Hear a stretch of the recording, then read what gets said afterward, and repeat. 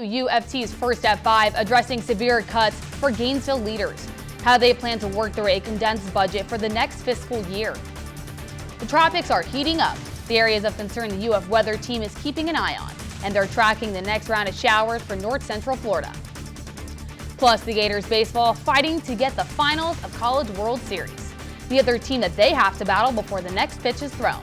First at 5 starts right now. First at 5. From the University of Florida's College of Journalism and Communications, you're watching WUFT News.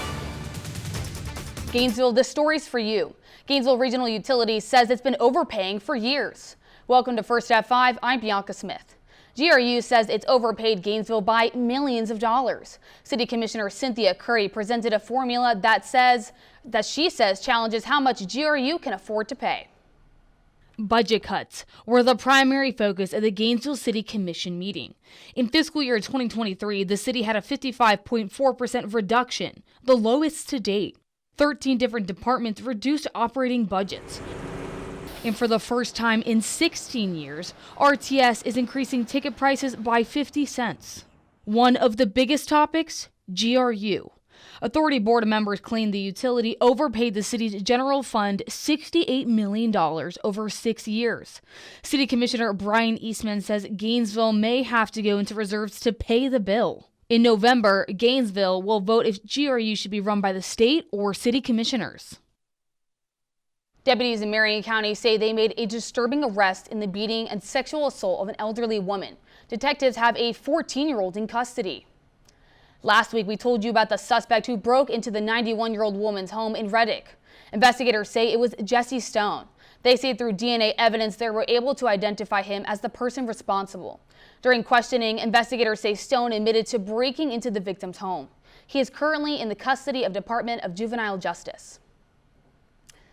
A tropical storm is now in effect for parts of South Texas and northeastern Mexico as the National Weather Service is eyeing the first tropical threat of the season. But that's not the only area of concern forecasters are watching this week. This activity is kickstarting what experts say will be a hyperactive weather forecast. WUFT's meteorologist Harrison Hove is live in the studio tracking what's happening in the tropics. Yeah, Bianca, we are eyeing not just one, but two areas of disturbed weather in the tropics. Here in the Atlantic, you see the cluster of clouds and rain. This is loosely organized here, but in the coming days, we could see a threat posed, mainly in the way of just some rain, just a 10% chance of development here. So, of course, we've got our eyes on it. But here we also have in the southern Gulf of Mexico, 40-mile-an-hour sustained winds. We're calling this a potential tropical cyclone because it's really loosely organized, expected to make landfall in central Mexico, south of the Rio Grande and South Texas. So shouldn't be a threat to us. Outside here, it's just warm again, 87, some clouds up in the sky for you. But we're going to be eyeing these easterly winds. It's breezy out there today. Rain chance returns and an eye on the Atlantic coming up. The Florida Highway Patrol is investigating what led to a deadly crash in Lake City overnight. The crash happened just after 2 this morning on US 90 east of the city. Troopers say an SUV was traveling west when it traveled off-road and crashed into a railroad gate. The gate was not active and there was not a train nearby. A 73-year-old driver was taken to UF Health where she died. An escaped inmate is back in custody in Bradford County. Deputies say around 8:30 this morning, Mark Hersey, an inmate in Bradford County Jail, escaped custody. He was caught about 90 minutes later in Hampton with the help of a SWAT team and canines from the Department of Corrections. Hersey was serving a sentence of contempt of court. Now he is facing several other charges, including escape. Deputies in Marion County have arrested the second person accused of dumping thousands of pounds of trash in the Ocala National Forest. We told you on Monday about the press conference from county leaders announcing the arrest. Investigators say Johnny Reese and Gary Cardwell dumped some 3,000 pounds of trash in the forest in early June. Detectives were able to sift through the trash to identify the suspects. Cardwell was already arrested, and due to the photos of Reese being shared, he was arrested on Monday. County leaders say they will continue to crack down on illegal dumping. Deputies in Columbia County need your help identifying a robbery suspect. Take a good look at these surveillance pictures. Investigators say last Wednesday they responded to an armed robbery at the Dollar General on Southwest Main Street. They say this man walked into the store, pulled out a gun, and demanded money from the register. The suspect was last seen in a Santa shirt, white shoes, and a Halloween mask. If you have any information about the robbery, call the Columbia County Sheriff's Office.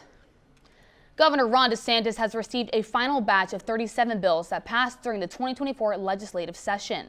The bills include the measures of regulations of vacation rental properties, prohibiting drivers from cruising in the left lanes, and controversial changes in ethic laws for public officials. It also includes a bill that would provide $20 million to compensate victims of abuse of Dozier schools for boys in Mariana and other state reformer schools in Okeechobee County. James Dykey, who was sent there in the 60s, says he wants closure. It helps to talk about it, but still, that feeling, that emotional feeling down inside, you don't lose it. I mean, it's always there. So, I'm ready for it to be done. DeSantis has until July 2nd to sign, veto, or allow the bills to become law without his signature. He also has not acted on 11 bills that he received earlier. DeSantis has signed more than 200 bills from this session, including the state budget. Work to clean up the West End property in Alachua County has begun. This morning, county crews began mowing and doing other major cleanup around the property. County leaders say demolition is also underway. The Board of Commissioners allocated $1 million to support next year's World Masters Indoor Athletic Championship. West End is one of the sites of the competition where most of the funding is going. Coming up next, when First at 5 returns, a new round of protection for immigrants. The actions President Biden took today that they say supporters is long overdue. And an altercation at a Florida McDonald's ends in violence. Why the employee ended up behind bars when it was all said and done. We'll be right back. You're watching WUFT-TV News. Today, President Biden unveiled new executive actions that will shield nearly 500,000 immigrants from deportation. The move is expected to protect undocumented spouses of American citizens that meet specific needs. As Bree Jackson reports, the action comes as President is looking to court Latino voters, and Republicans are speaking out. President Biden unveiling his latest executive actions on immigration, which includes protecting undocumented spouses of U.S. citizens from deportation. Those impacted call the president's decision life-changing. Javier Castro says this executive action should give him the opportunity to adjust his legal status while remaining in the U.S. An action like this has been way overdue. The White House says the move would shield nearly 500,000 immigrants. They must be legally married before today and have had to have lived in the U.S. for at least 10 years. We're much better and stronger nation because of dreamers like Javier. While advocates praise the move, some I spoke with also raised concerns. So this program, certainly will be in place through the end of the year, but whether it can survive into next year depends on the election. Republicans accuse the president of playing election year politics. Well, he's obviously trying to walk a line between his progressive left that wants open borders and the electorate, which is very fed up with it. President Biden agrees more needs to be done to address the immigration system and urged Congress to pass bipartisan legislation. Republicans torpedoed previous efforts. I did what Republicans in Congress refused to do. I took action to secure our border. New hope for undocumented migrants and a decades-old political fight. In Washington, Bree Jackson, NBC News. A dispute in the drive-thru of a Lakeland McDonald's led to an employee shooting at a customer earlier this month. Surveillance video of the altercation was just released. It started at around 1 a.m. on Friday after the customers thought that their order was incorrect, which led to an argument with the employee. Surveillance video shows that the employee, 22-year-old Chastity Gardner, throws a drink at the customers as they were attempting to leave. Two of the customers then got out of their vehicle and opened the drive-thru window to throw drinks at Gardner. The police said that the woman then armed herself with a handgun, exited the business, and fired at the customers as they left the parking lot, hitting the vehicle at least once. No injuries were reported, and Gardner was later arrested and charged with aggravated assault with a deadly weapon. City of Ocala and Gainesville Business's office will close tomorrow in honor of Juneteenth holiday. Trash collection will experience a one-day delay on both Wednesday and Thursday this week. The SunTran bus schedule will remain unchanged for the holiday. RTS in Gainesville will observe its holiday schedule tomorrow. Juneteenth celebrations will take place at Bo Diddley Plaza in downtown Gainesville starting tomorrow morning at 11. Drivers in Marion County will get a chance to weigh in on the project development of environment study for I-75 improvements.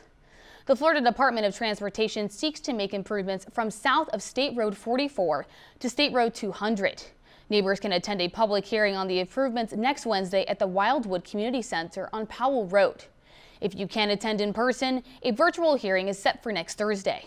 Just head to FDOT's website for the link. FDOT is looking to reduce congestion and improve reliability on the interstate. Construction is set to begin next year.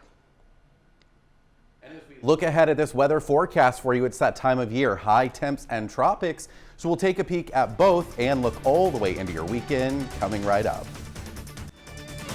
You're watching WUFT-TV News. The tropics are starting to heat up along with these warmer waters here in the Atlantic. Low 80s, that is the water temperature right here over this area of disorganized weather. Clouds and rain, not really looking too impressive right now, but it does pose a chance, something to watch over the next few days. About a 10% chance of development here as it moves slowly off to the west. You'll see on this future track here, we are going to be eyeing some showers like a conveyor belt headed in this direction. Again, not a complete washout, but you can see some rounds of rain on the way, particularly as we head to the end of the work week and into the weekend too. It's something I'm watching for you, and it is why the rain chances over north central Florida will be on the rise as we head into the weekend and even a little bit beyond. I'll tell you what, right now though, just a few stray showers coming onshore. It's a strong easterly flow today, so rain really east of the St. Johns River into north central Florida. A couple stray showers between Stark and Gainesville, but very, very brief light drops. You'll notice on future track tonight, we've got that easterly flow continuing. We've got some spotty rain showers. Best chance of rain will be down toward Ocala, Cedar Key, and the Villages. Drier as you work your way a little bit further northward. Still will be warm overnight as we have been for the last several evenings, dropping only into the 70s. 87 right now outside as we look at Century Tower on the University of Florida campus here. But it is the winds, gusts up to 25 miles an hour. That's what you're feeling. And as we look at the gusts region wide, 27 mile an hour wind gust in Ocala. We've got a 21 mile an hour wind gust in Lake City too. So it's breezy out there, but it's also warm. 89 Bronson, 90 in Cedar Key. We don't often have our warm spots close to the coast, but it's the strong easterly flow that is doing the job today, heating up our coastal communities on the Gulf side toward the Big Bend. It feels like 92 in High Springs, 95 Cross City, and 93 is the feels like temperature in Cedar Key. So hour by hour, I told you we'd only be dropping into the 70s tonight. Few fair weather clouds out there, but staying dry. Maybe a sprinkle around dinner. That's about it. Dropping to 73 by 5 a.m. So yes, the AC continues. Look at the temperatures climbing up though as we head into the weekend. We're also bumping up those rain chances. 80% on Saturday, 70% on Sunday, and 97 a popular number. Coming up in sports, Gators baseball earned a huge win yesterday against NC State and will look to keep their title hopes alive tomorrow. Also, Boston is the city of champions yet again, and one former Gator has finally won his first NBA title. Stay with us.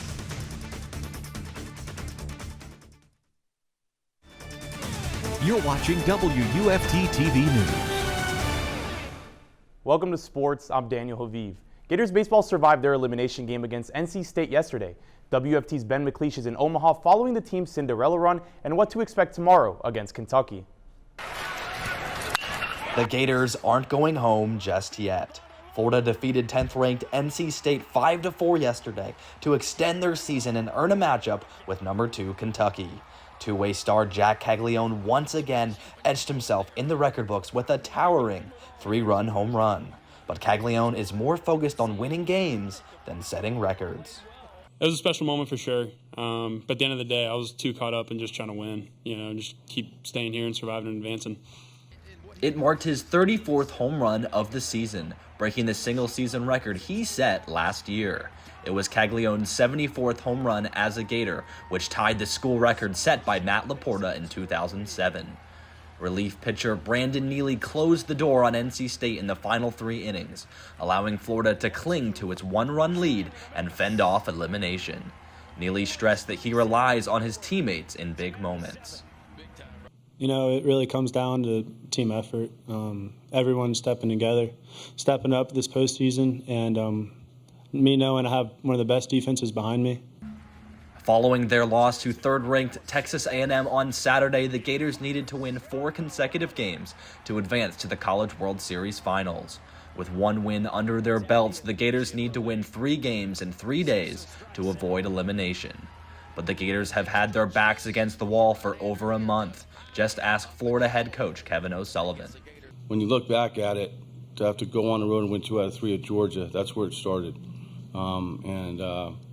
The guys have really fed off each other and continued to stay in the fight, and here we are.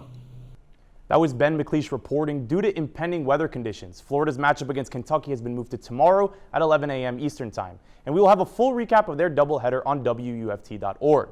Now, in addition to the Florida and Kentucky matchup tomorrow, at last look, Florida State leads North Carolina 7-5 at the bottom of the 7th inning. The winner of this game will move on to face Tennessee, and the loser is eliminated. The winner of Florida and Kentucky's game tomorrow moves on to play Texas A&M just hours later. The Boston Celtics are the 2024 NBA champions. This is the franchise's 18th title, which leads all other teams in the league.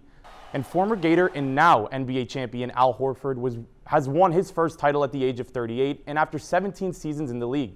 Horford is the 10th player in Gators history to win an NBA championship.